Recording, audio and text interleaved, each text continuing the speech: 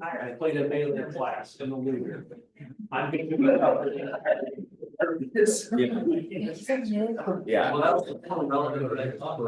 It's incredibly difficult when you have to structure a large scale game to balance it. It just becomes obvious when you look at something like Path of Exile, they've been trying to balance melee for about a decade and they have never come close. One thing that I think that's just about, I played Rainbow Six, did they undo previous changes from like years ago? Yeah. Like, we're gonna take away this gadget and give it to this person, we're 3 years later, we'll give it back to them. It's like, you already tried. Right. Wondering why you're trying to game. And it's a revolving door at that studio. Sometimes people will have new original ideas that were also new original ideas the last time it failed.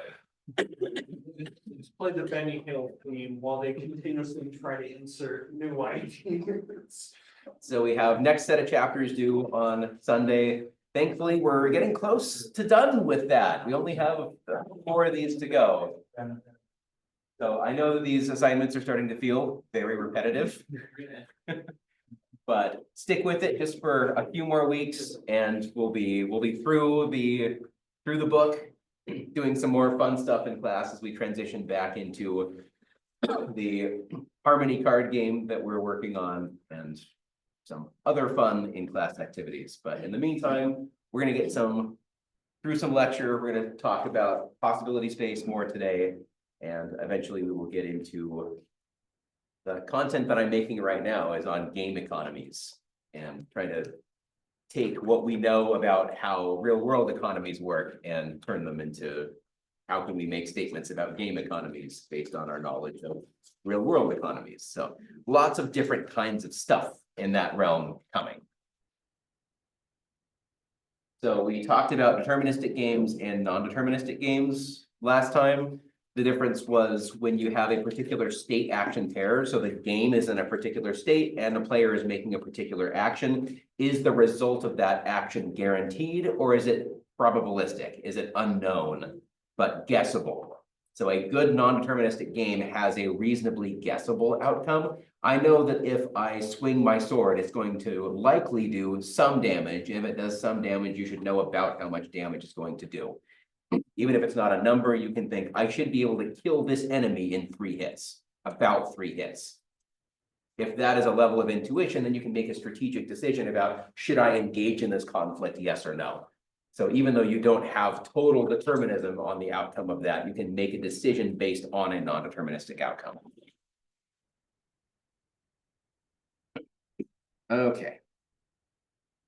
We asked whether these were deterministic. And that was a very interesting result. Questions before we move on to the next way to affect possibility space? We're going to talk about transitivity.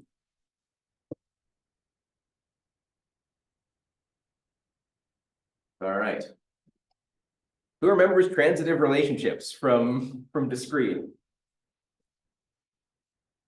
A implies B, B implies C, therefore A implies C. Yep, that is the transitive relationship. So you can think of a transitive relationship in a game of if some game object is better than another game object, and that game object is better than a third game object, you have a transitive relationship if the first game object is better than the last game object. On the other hand, so an example would be a sword that does 30 damage is better than a sword that does 20 damage. And a sword that does 20 damage is better than a sword that does 10 damage. Therefore, the sword that does 30 damage is better than the sword that does 10 damage. That is a transitive relationship within game objects. Does anyone have an example of a game mechanic that is not transitive or is intransitive? Maybe you still have, in order for that to be, you need A is better than B, B is better than C, but A is not better than C necessarily. Let's, yeah. The obvious one, why can't I remember English? Rock, paper, scissors? Rock, paper, scissors. Yeah, yeah. Is there something in a game setting that feels like a rock, paper, scissors kind of relationship? Elements, maybe? If you have like fire beats water, water beats, or sorry. water beats fire, fire beats thunder, thunder beats water, something like that, where you have a circular relationship that allows you to say, if A is better than B, B is better than C, maybe C is better than A, and that creates the balance. So yeah, thunder spell crits a water enemy, water spell crits a fire enemy, and the thunder spell does not crit a fire enemy. There we have A implies B, B implies C, and A does not imply C.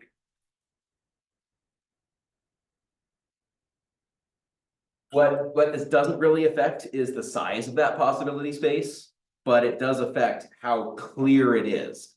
If someone goes into expecting a transitive relationship in an elemental relationship like this, and then they're surprised when the thunder spell doesn't crit a fire enemy, that's bad. That means there's something that should have been explained by the game that says, you don't want to use this in your tutorial. This relationship is intransitive. If you say that in your tutorial, you're probably going to cause a revolt among all players who haven't taken discrete in the last 2 months. You can't make that kind of assumption, but you can start thinking about design from a transitive perspective. If you make a game where we have 10 different swords and they're all transitive, so the best sword is better than the second best sword, which is better than the third best sword, which is better than the fourth best sword, that's kind of boring. There's no real reason you would ever want to use, once you found a better sword, the last sword that you use is garbage. You will sell it, and it's not an interesting choice whether you hold on to it or whether you sell it. And maybe you want a game with very simple rules like that, especially if you're aiming toward a younger audience or a more casual audience, that can make a lot of sense to design. But if you're trying to engage critical thinking in your player base, designing a series of weapons like this doesn't lead to interesting decisions being made when it comes to what weapon should I use, which weapons should I keep if a character has maybe a carrying capacity and you can only carry 5 swords. Which 5 swords should you carry? If you make a boring choice like this, it doesn't matter that they can hold 5 swords. There's only 1 sword they ever want with them, the best sword they've found so far. If there are intransitive, if it's balanced, then there's no obvious choice between which of the swords is better, or it might be conditional. Am I fighting an undead enemy? I want to use a sword that's better against the undead, even though its base stats are weaker. You start to have an interesting relationship between the potential weapons that you could use and the situations that your players will find themselves in. Questions on transitivity and designing for transitivity? Amount of information or the style of information. We can have information that is perfect or complete, which means that everyone playing the game knows everything about the game state at all times. Yeah, chess is a pretty good example of that. There is no hidden information at all in chess. Maybe there's a little bit that is slightly hidden, like, am I winning right now? But that becomes a little bit better or more apparent the more experience you have with it. So games that have perfect or complete information exist and can be interesting, but they're usually very self-contained in their mechanics. So chess has a very simple rule set. You don't want perfect and complete information of a very complicated game. Incomplete information, now we have to break down into further categories about how that information is known and or shared. So we can have privileged information. Part of the game state is known, but only to some of the players. So this would be something like, going back to Magic the Gathering, your hand in Magic the Gathering. You know what is in your hand, your opponents do not. That's true for just about any card game you might want to play. If you're playing poker, you know what's in your hand, and your opponents do not. There's common information. If it is known to one, it's known to all. So it could be hidden. Once it is revealed, everyone knows about it. Part of the game state unknown to all players is hidden information. Because I like it so much, we're going to dive into some Magic the Gathering concepts, and we're going to take a look at where they should fit. So the cards that are in your hand, already revealed this. Privileged information. Cards that are in play, so these are cards that are out in the open that all players can look at. Common information. Common information. How about the card that is on top of your deck? Information, unless you have a card, let's see what. Yeah, true with everything in Magic the Gathering. There's always an unless in Magic the Gathering, right? There's always some way to break a particular rule. But if it's on top of your deck and nothing else allows you to do that, then it's hidden information. How about what cards are in your opponent's deck?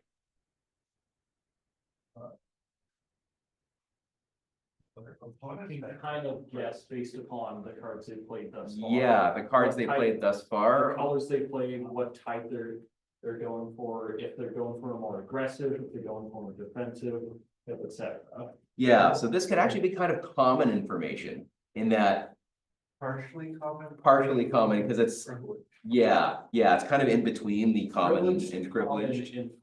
Yeah, so that's really interesting in that sense. So we can, one of the design tools that you have is assigning costs to information in the game and revealing information as players are willing to pay for it or give something up for it. So if you're designing a game, think about the kinds of information that you can withhold and whether it makes sense to slowly reveal that over time, make the player interact with it to reveal that information. Like, let's say there's a hidden item somewhere in a drawer in a corner of a room. Unless the player goes and explores it, that information is never going to be found. So you could do something like, you could have an NPC who you could pay for a hint that says, did you fully explore this particular room? I accidentally dropped something down a grate, and I think that it happens to be right inside it. I think that room happens to be right beneath it. So that would be something like you pay them for some information, and now that becomes more privileged information that you can go exploit. Symmetry, we can talk about symmetric games. If you have a game that is symmetric, all players are starting from the same position. They're all playing by the same rules, and they all have the same goal. So there's no conflict of interest in the actual game of who's trying to get where. It might be who's trying to get there first, but that is what creates the conflict. It's not, I'm trying to get here, you're trying to get there, I'm trying to hinder you from getting there, well, I'm trying to get there. That becomes asymmetric.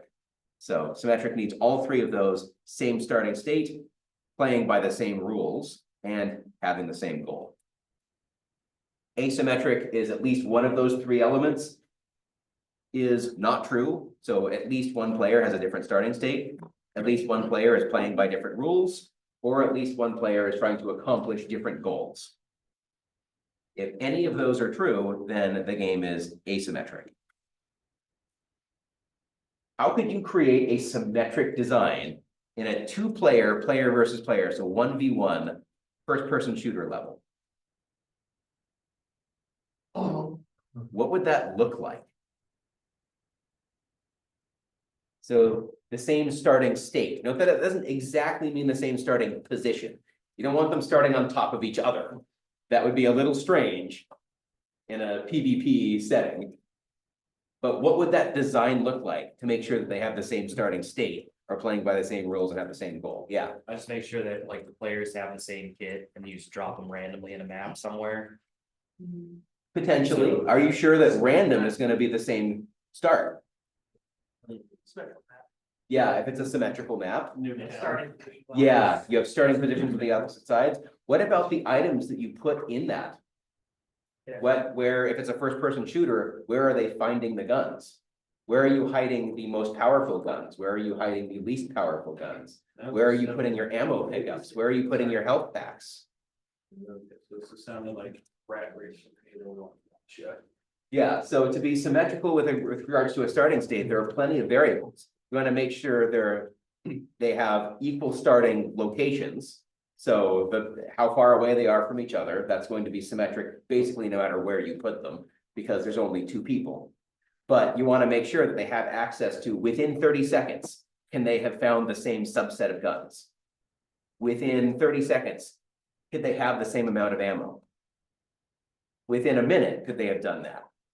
Is the most powerful stuff right in between them, making them race for that most powerful? Or is that putting them in a vulnerable position where they can be attacked from? Those are all considerations that you would need to make as part of a starting state, because as the game evolves, it needs to continue to be fair, or at least could have been fair if they had chosen to use the same algorithm for attempting it. If one person stays stationary for the first half of that, then of course it shouldn't still be fair. They didn't make the best use of the resources. Playing by the same rules would mean each gun for each player does the same damage to each other.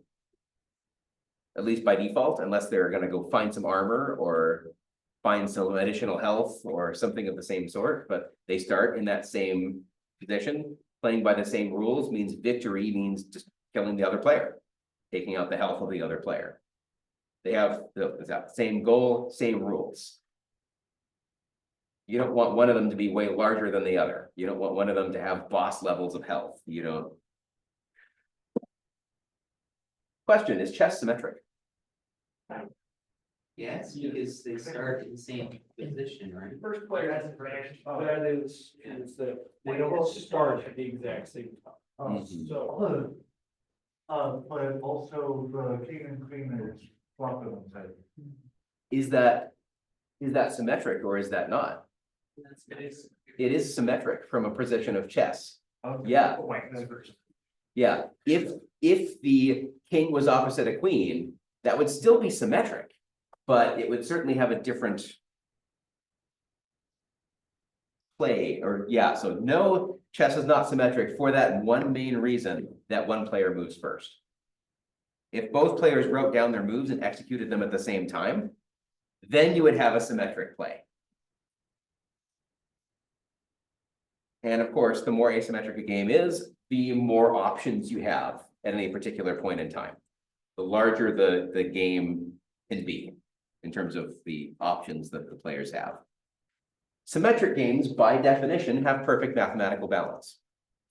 You cannot design imperfect balance around a perfectly symmetrical game, which means you don't even need to worry about balancing it. However, if you have an imbalanced game, you should not think we should just make the game symmetric, then it will be balanced. And of course, few games are fully symmetric or fully asymmetric. You can apply any of these ideas to individual mechanics in games and take a look at, is this particular mechanic symmetric or asymmetric? Chess is particularly interesting because I've always wanted to try this out. It's probably wasting some time saying this, but has anyone heard of or tried to play Blitzkrieg variation of chess? It requires there to be a moderator.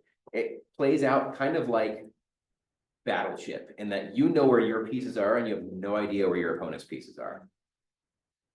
The GM just tells you that's a legal move, that's an illegal move, or that captured a piece. Basically, when you submit a piece option, you have made that move. The GM can tell you that move was not legal, and then it's your turn again, and the piece moves back. So you can use that to try to figure out, where are my opponent's pieces?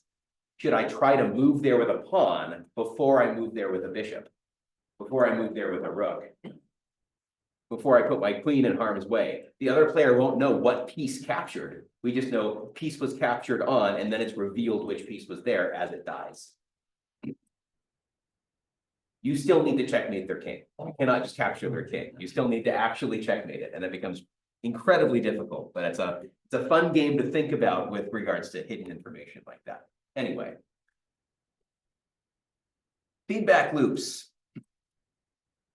We talked about these a couple class periods ago, positive and negative feedback loops. So positive feedback loop amplifies its own effect.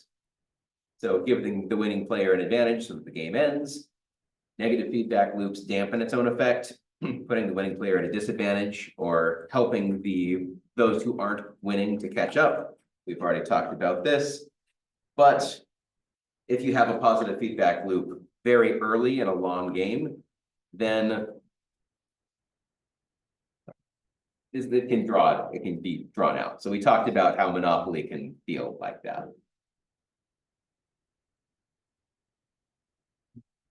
We're gonna dive into the concept real quick of just curves in games.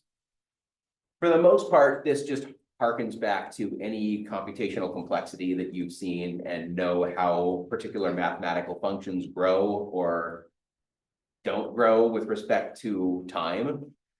But applying the appropriate kind of mathematical relationship to particular game mechanics is a very important tool. And I think that having an intuitive understanding of computational complexity really helps with this. So curve is just some kind of math function. So an example would be something like level on the x-axis, cumulative experience needed to get to that level on the y-axis. You can make a curve for any pair of mechanics in a game, meaning that you can plot them against each other. So what happens as one of these mechanics increases in value? How does the other mechanic relate to it? So complexity analysis will come in very handy as we talk about this. We can talk about a game's solvability. We can say that a game is solvable if there's always a best action for whatever state you might come in. So for every possible game state, there is a best answer. We talked about already determinism and transitivity. If you pair both of those up, a deterministic game that is also transitive, you end up with a game that is solvable. Doesn't mean that it's easy to solve that. It could still be a very large space, but with enough work, you put a computer at this for long enough, it is possible that a solution can be found or that the game can be solved. So there are different types of solvability. We can break this down. Given that a game is solvable, it can be trivially solvable. So tic-tac-toe is a game that is trivially solvable. We have taught chickens to play tic-tac-toe perfectly. Tutorials are meant to be trivially solvable by definition, because we expect the player coming in to have no experience whatsoever. We expect that player to be able to complete the tutorial. If someone is dying and having to restart the tutorial, it's a terrible design. So the tutorial should be trivially solvable.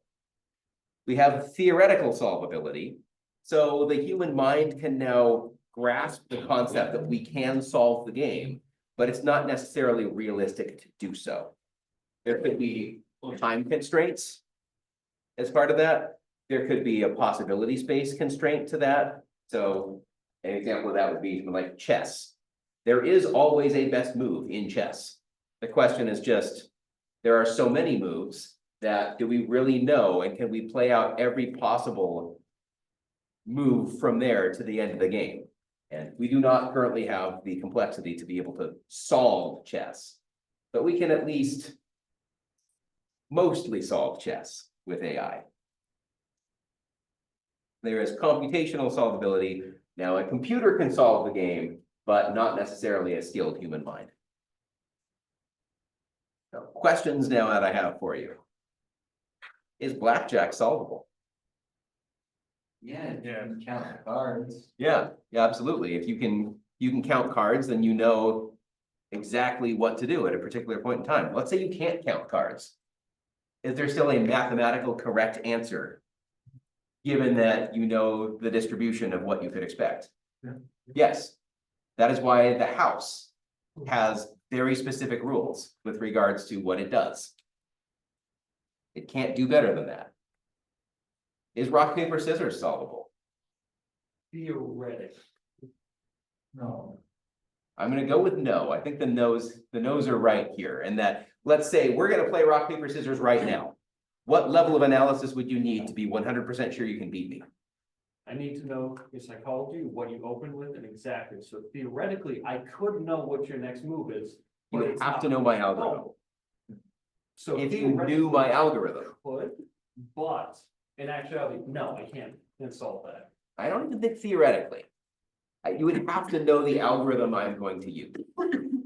If you knew the algorithm I was going to use, then you could say there is a best choice given how the distribution that I know you're going to use. Maybe you could collect a bunch of data and start to guess, but then I could switch it up. I could say, I'm just going to do something different. Now that you think you've collected all that data, I'm going to use a different algorithm. And I would have the ability to do that as a player. What happens if an opponent starts using something other than a 1-to-1-to-1 ratio in the long term? Is rock, paper, scissors solvable now?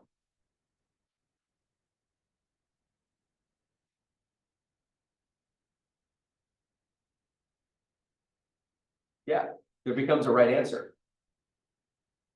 So the way that I always play rock, paper, scissors, you can use this if you'd like to, is to, how frequently when you play it, do you play the same thing twice in a row? I just played rock, I'm gonna play rock again. I just played scissors, I'm gonna play scissors again. People, especially people who don't think too much about it, don't do the same thing twice in a row. So the safe thing for you to do is to say, imagine that they did do the second thing, the thing they just did again. What does that beat? Play that. So I'm playing rock, paper, scissors, and my opponent plays rock. I assume they're going to play rock again. Rock beats scissors. I'm going to play scissors. Now, the only way I can lose is if they double up. And since for some reason, we psychologically don't like to double up, for some reason that seems like it's boring, or I need to switch things up for some reason, that allows you to either tie with them or beat them. Of course, you have to get through that first round to be able to do that. But in that 1/3 of the time, you're going to win 1/3 of the time, you're going to lose 1/3 of the time. Until they play 2 in a row, you're guaranteed to eventually win, unless they play 2 in a row. So you can turn yourself into theoretically more of a winning 2/3 of the time instead of half of the time, as long as your opponent never plays the same thing twice in a row.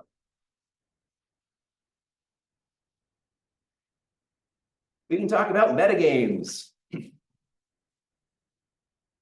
Metagames as a large-scale definition is more like, how do players tend to interact with our game to maximize their chances of winning? What do they do outside of the actual play to try to maximize their chances of winning? This could be designing the best build, a build that is the least balanced or the most overpowered. That defines the metagame, because now everyone wants to flock to that overpowered idea so they can all be equally powerful. It's the most powerful that they can be within the scope of the rules that the game allows. In poker, we have a metagame of reading tells. If you're able to learn to read tells, you can start to manipulate your chances of winning. If you can understand your opponents before you play them, you can increase your chances of winning. So the metagame has nothing to do with actually playing poker, and instead analyzing your opponents, either during play or ahead of play. Nothing to do with the rules of poker. Magic the Gathering, metagame is constructing your deck, especially if you know what decks you're likely to play against. If you're playing a particular format and there are decks that are prevalent in that format, you would want to design a deck that is going to do well against those decks. Maybe that is one of those decks, or maybe it is a custom deck that against a large swath of decks isn't going to do anything, but against the decks that you're planning to play against happens to have an advantage. That can grab a spot in the metagame. But note that the metagame shifts as people start to recognize, oh, someone was successful with this, I'm going to copy them. The more people start doing that, now what the correct decision is something else. So the metagame shifts with time as people lock onto the metagame. If I'm playing poker and I realize that people are reading my tells, I change how I play poker to make that less likely. Or maybe I start acting especially insane, because that's hard to read. Professional sports, we have a metagame of trading, drafting, negotiating salary with players, training your players to be better. And of course, the metagame also needs to be balanced for.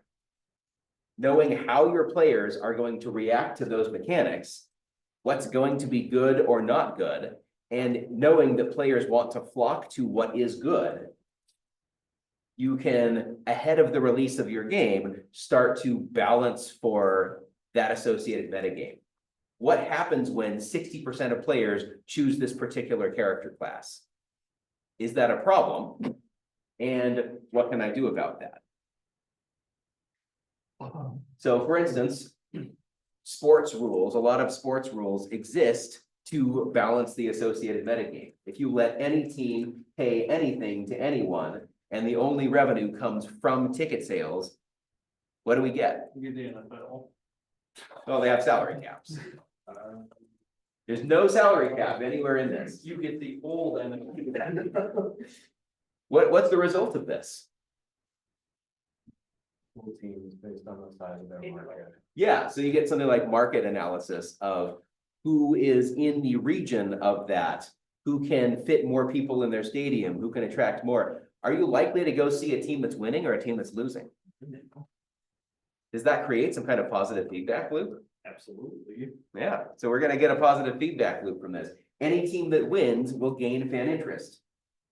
As more people become interested in watching that team play, they're going to sell more tickets. As they sell more tickets, they have more money. With more money, they can buy better players. With better players, they can perform better. Positive feedback loop. So any actual rules at the collective bargaining level or at the commissioner's level, such as drafting, salary caps, revenue sharing, team size limits, all of those are made to place limits on the metagame for the sake of fairness, so that teams can be in different market sizes and have equal chances of success or closer to equal levels of chances of success. So let's say we can identify some metagame imbalance. What can we do about that? So first, it can stem from the metagame itself, just how things happen to play out. Or on the other hand, it could be mechanical imbalance. If it's something that just plays out, it's very difficult from a designer's perspective to do something about it. Maybe it's just more fun to play this balanced build because those skills are flashier. They look better. It feels better to play, even though they have the same actual performance. But if there is an imbalance from this, what can you do? So from the metagame itself, you can make changes to the associated metagame rules. So put yourself in more like a commissioner of a sports mindset when you do that and say, what rules can I create that will fix this metagame imbalance? So in sports, you could add a draft. You could come up with a rule that is based around fairness. So adding additional mechanics fixes that metagame imbalance. If it's an imbalanced game object or mechanic, then we need to figure out where the imbalance is coming from and apply some other kind of balance technique from that. We need to figure out where it's coming from. So in general, you want to figure out where it's coming from. You want to address the cause, not the symptom. If the symptom is too many people are playing this particular character class, that doesn't mean nerf that character class. It means ask yourself, why are so many people playing this character class? If it's because it's super strong, then consider some nerfs. If it's because these spells feel good, now your question could be, how could I design other skills for other classes that feel this good and are still balanced? Then you're not angering your player base by nerfing something unnecessarily. It becomes more of a design direction rather than an overreaction. Yeah. And especially in that case, if people are choosing a certain class because of or like the fact that it's more powerful than the others is more or there's some sort of aspect that's making that fun, not necessarily because it's better than the other classes. It might not be as good to nerf that class versus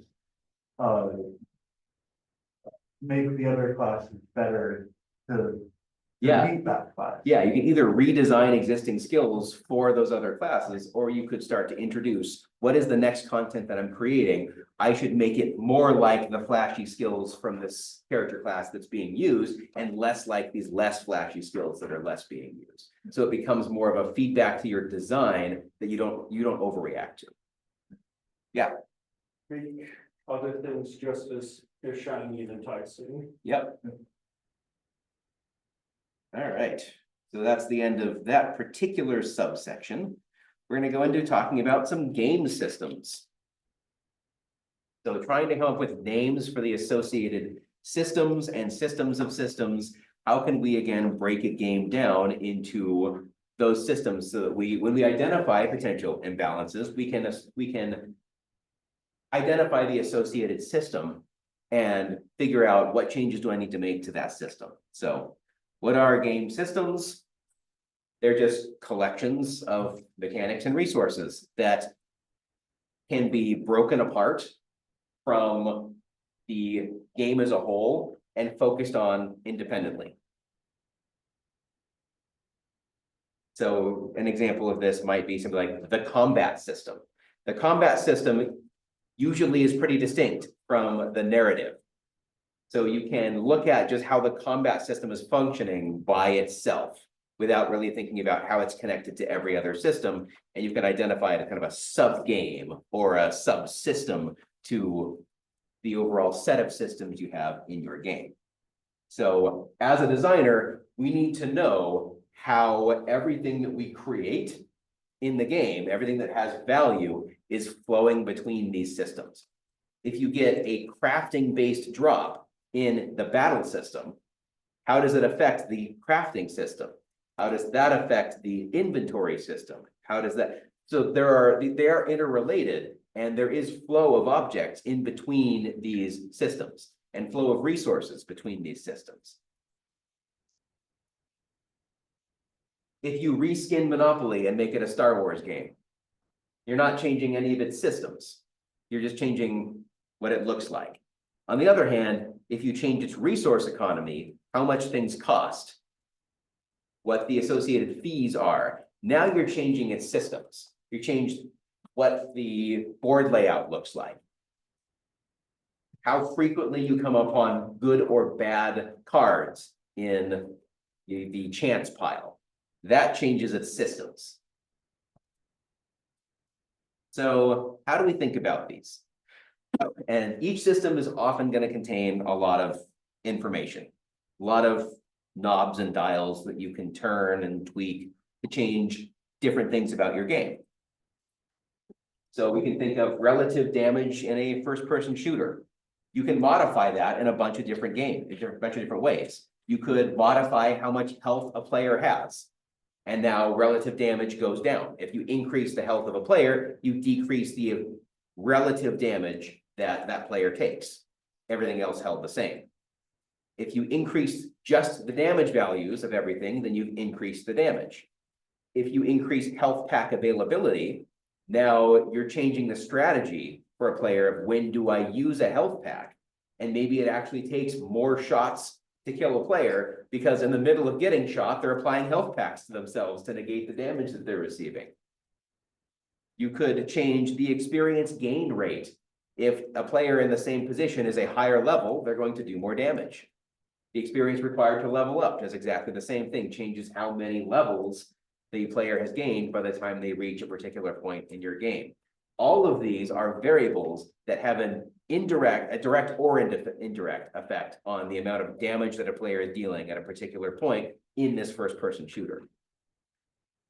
Which means that if we identified some kind of imbalance in the system, we have a lot of ways that we could start to tweak how damage is dealt. And each one of these is going to have a very different effect on every other system in the game that utilizes each of these types of resources. So lots of different ways to solve that imbalance. Each way that we could solve it will have a different cascading effect on every other game system. Often systems aren't easily distinguishable from each other. We can say combat system, and now it's fairly distinct. But if we say something like the damage system, Now, what is contained within the damage system? Is the experience a player has contained within the damage system? That seems like a stretch, but it has an indirect effect.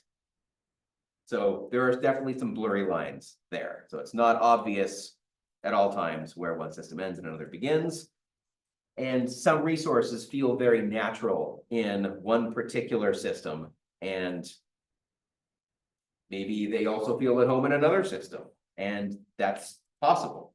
So we shouldn't try to analyze and try to break apart which one system does this resource belong to. You can think about what subset of the available resources have an effect on this system. And when you want to isolate and think about a particular system, think about all of the different mechanics and objects that have some relevance to that system. We can also think of systems as pretty fractal. So some systems have resources and mechanics in them. Other systems contain everything in the entire game. So thinking of this as kind of like a Venn diagram, some systems will be distinct from each other, some will overlap, some will be contained inside of each other. And it really just depends on the design of the game. When an issue arises, the difficult question is, which systems should I focus on? Where is that imbalance coming from? But it's important to be able to identify that, be able to break that down and start to look at the associated systems where the issue is coming from. So to do this, we need to get an understanding of the actual kinds of game resources that we have. If there's an issue with time, then you can start to focus in on the systems where time is prevalent. So let's start talking about the different kinds of game resources that we have. And time is the single most important resource in just about every game that has ever been made, directly or indirectly. Time can be something like, how long does a game take to beat? That's a meta variable that has a very large effect on a bunch of the actual systems that you design for a game. Imagine that you have a difference between a 10-hour RPG and a 40-hour RPG. How does that affect something like the experience that you expect to get per minute of play? The level that you expect to be when you end the game. So we can talk about something like a macro high-level gameplay plans. So we talked about, I guess I can use a 10-hour RPG and a 100-hour RPG as an even bigger difference. So how do those differ? You can ask questions like, how many levels is the player going to gain between when they start the game, and about how many levels should they have when they beat the game? Breaking this down, how many level ups are they getting on average hour that they play? Should that be linear? Should they be gaining the same number of levels per hour when they sit down to play the game as when they beat the game? How many stages of content need to be designed at all for this game? Does that change between a 10-hour RPG and a 100-hour RPG? Do you change the size of the stage to accommodate the length difference, or do you change the number of stages, or a combination of it? Each different stage is going to have a particular difficulty balance and some number of enemies or encounters that you have in that. So you can start to see this as a progression between the stages, and you can start to reuse some of the content that you've made in one stage in another stage. So if you designed an enemy to be a challenge in one stage, the player beats that stage, moves to the next stage, maybe that same enemy can be reused, not as a challenge enemy, but more as a regular enemy. And as the player sees this, as they continue to fight the same enemy over and over, but they start to get better and better at it, they start to feel the progression of the game of, I've become stronger because this enemy that used to be challenging to me is now a cakewalk. You can analyze the stat gains per level. How much power is the player gaining every time they level up? How many skill points are they gaining?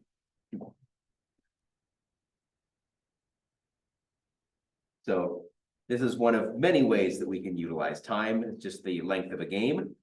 We can also look at how long, if it's a turn-based game, each turn is supposed to last. So first question, is the game turn-based or real-time, or some combination of them? If it's turn-based, how long do we want a turn lasting? we want a timer to keep track of that turn to make sure that the player isn't taking too long? Or do we want to assume that the mechanics are going to do that for the player and they're not going to spend a ton of time thinking about it? If it's a multiplayer game. If it's a single player game, usually you just want to give the player total freedom to interact the way they want to interact on their turn. But thinking about the actual passage of real time versus game time. If an hour is passing in real time, how much should we have accomplished in the game? You can design for that. It's really interesting to think of something like, what is it like to play a D&D campaign when a combat turn takes 20 minutes, but in the D&D universe, a turn lasts 6 seconds? How does a bunch of people sitting around a table role playing this, how does it feel to role play 6 seconds over the course of 20 minutes? Is that immersion breaking? Is that desired? How do you design for that? How do you make the player aware that while you are thinking critically about what you are doing, your character that you are role playing is doing this in real time? How do you make that feel natural? That's, to me, still something that D&D doesn't do particularly well, is deal with that difference. It's funny to think, if you go back and talk to the creator of Diablo, he originally thought of it and designed it as a turn-based concept. Designed it as a tactical RPG. The aha moment that spawned an entire genre was realizing that I could do this in real time. And now, instead of making a difference between what's happening from the character's perspective and what's happening from the player's perspective, we're going to merge that together and make them happen at the same rate, the same flow of time passing. And it turned from a strategic game into a more action-oriented game, but it felt way more natural with the mechanics that were coming together and being created, that turning the game in that direction and changing all of the systems for that direction turned out to spawn an entire genre of games that have stuck around and been immensely popular. Talked about using timers to force players to make decisions in a certain amount of time, especially useful if there are other players around and you don't want them taking forever. Of course, games don't have to choose between turn-based and real time. We talked about and designed Blitz, the Valkyria Chronicles game, that you have a turn-based world map and then you zoom in on a particular character and play that character in real time for a bit before you zoom back out to a tactical map. Mario Party is another example. Any other really good uses of blending real time and turn-based that you're familiar with?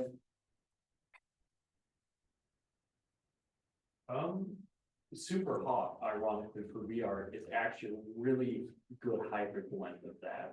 Yeah. Where the real time and strategy turn time, I guess, turn is based upon movement. Yeah. It's a really interesting concept and why it makes it really fun and what's the word I'm looking for? Investing gameplay. Yeah. Yeah. A lot of RPGs that allow you, everything is in real time, but you can pause to make tactical decisions, do really well. Yeah. A lot of people don't realize, but like XCOM is actually Yeah. part of this, because when you have the when you're in like the base, it is real time, because time will still advances.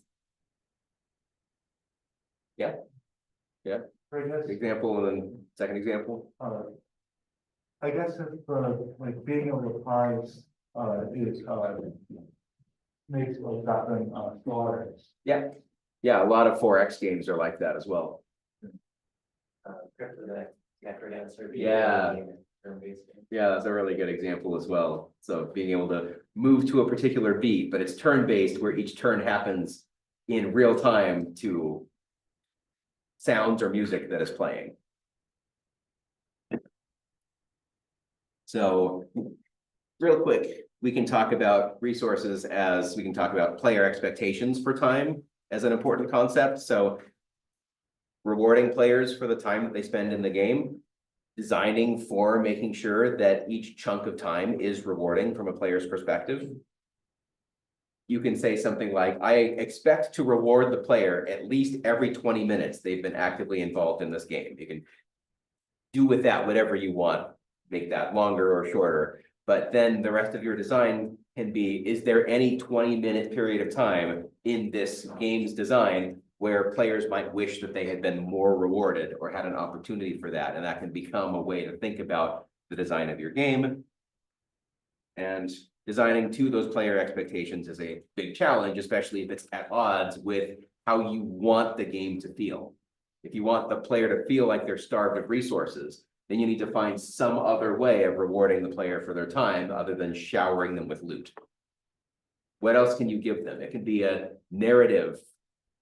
A big plot twist happens at that point in the story, and they feel rewarded for getting to that point in the story. So it doesn't just have to be in terms of some in-game reward, an in-game item, but make it so the player can feel like what they've done to this point was for a reason.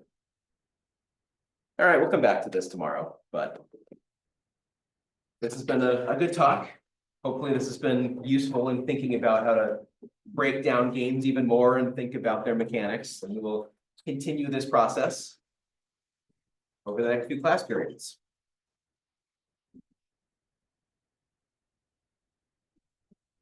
Tomorrow.